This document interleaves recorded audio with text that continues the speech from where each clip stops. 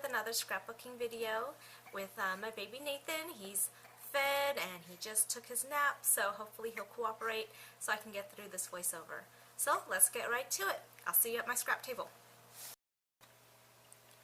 So to begin, this is the basic layout I have, and I'm using two photos that I printed off of canvas.com. These are Instagram photos. And all these papers are scraps. Again, I'm just trying to use things from my stash. And so I'm starting by inking up the edges of this paper because it had this distressed look to it, which was brown, and I didn't like the brown. I wanted it to be softer, so I used my white ink pad and gave it a white edge. And so here I'm just creating some layers, and I wanted to add some color, and so I'm adding this darker reddish colored designer paper to the bottom to add like a grounding element, and then I usually have the darker colors near the bottom and lighter colors on the top. For me, that's just makes sense to me to do it that way. And I'm just layering. That was a Project Life card that I put those basic layers on. And now I'm just taking my white ink pad and doing the direct to paper technique. Instead of using paint or mixed media, gesso and all that, to me this is the next best thing. My ink pad is getting dry, so it's taking a little bit more effort, but if you have a newer ink pad, be gentle with it because you'll get a lot of ink and it will take a lot longer to dry, especially with a pigment ink.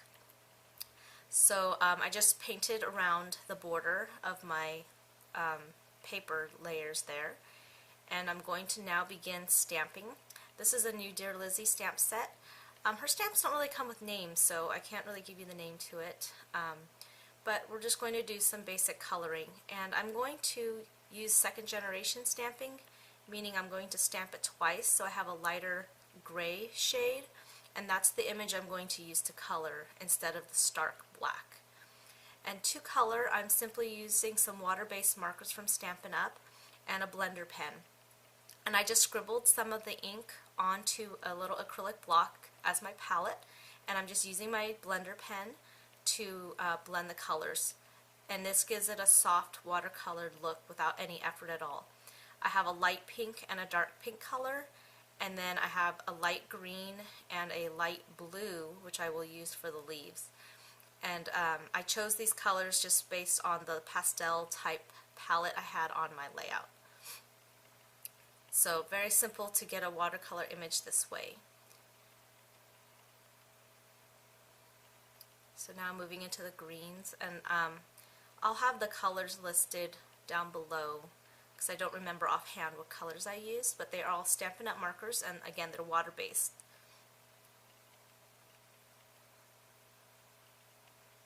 So once this is colored, I'm just going to cut it out, and this will be my embellishment.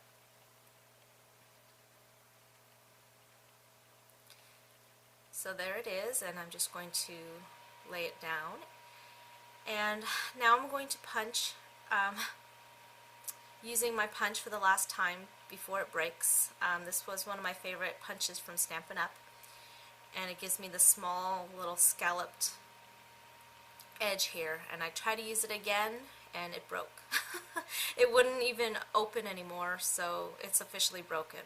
So I had to improvise and cut my little strip into two so that I could get that little scallop edge in two places. So that's what I wanted.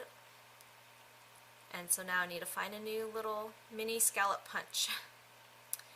I die cut those banners and this Polaroid from my Big Shot, and these are little cuts from my Mind's Eye paper pad, and I'm just again using my white ink pad to mute the colors because they were just too bright for this type of pastel look I was going for.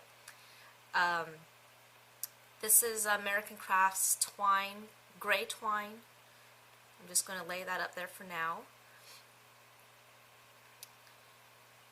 And my pictures are curling up because of the way I store them, so I have to find a better way to store my pictures flat. I'm using my two-way glue pen to adhere the small thin scalloped punch piece. And this two-way glue pen is from Stampin' Up! I like that two-way glue pen because it's clean and clear. It doesn't leave a mess, and it's very easy to use. And I've had this one for a long time, so I think there's a lot of adhesive in there.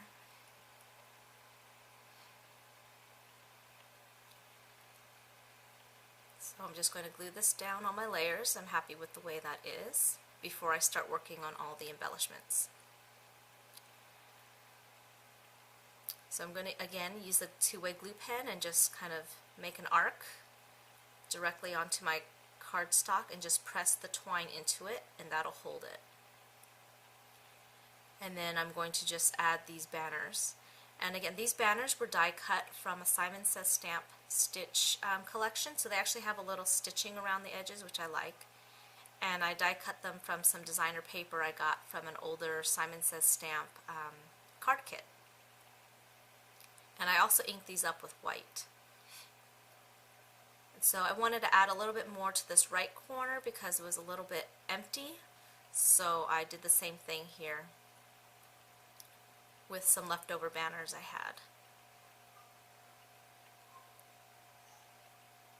So here I'm showing you that I'm inking it up because the colors were just too bright. And then this little Polaroid die cut was from Mama Elephant. So I like the way it adds a little interest and another little element there. And so I'm going to add the flower that we colored. And these little cards, I'm going to place them here.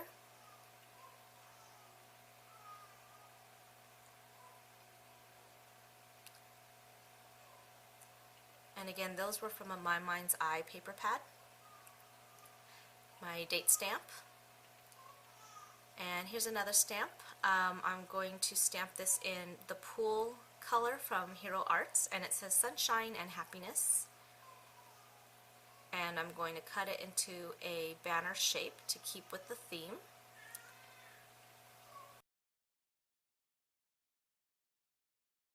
So I added that here after I inked up the edges with the Simon Says Stamp Fog ink because it was too stark white, so I wanted it to have a little softer edges there. So I like that, so I'm going to add it here to the right side. And here's a little tip. I was going to soften the color of my stickers with my white ink, but it was just smearing off the surface because it was too slippery. So another tip is I just took a sanding block and I'm just gently scraping off the color of my stickers, and this gives me a very soft whitewashed look on these stickers. So I'm just going around to the letters that I want to use, and I'm just taking my sanding block and gently rubbing against the letters, and this gives me this soft look. As you can see the difference from the original sticker to now the sanded down stickers. I had to cut down a letter Q to make a letter A, which is another tip to use up your letters. And then it was too far to the left, so I'm just moving them over to the right. But I really like the way these letters came out with it. It gets texture too from sanding it, but then I like how it looks like I painted it with white ink when really I didn't. So here I'm digging through my stash because I really want to use up these older products that I've had. So here's some buttons that were these soft pastel pink, and so I just thought I would use those on this layout. I added some journaling here, and then now I'm just going to use mini glue dots to stick down these buttons.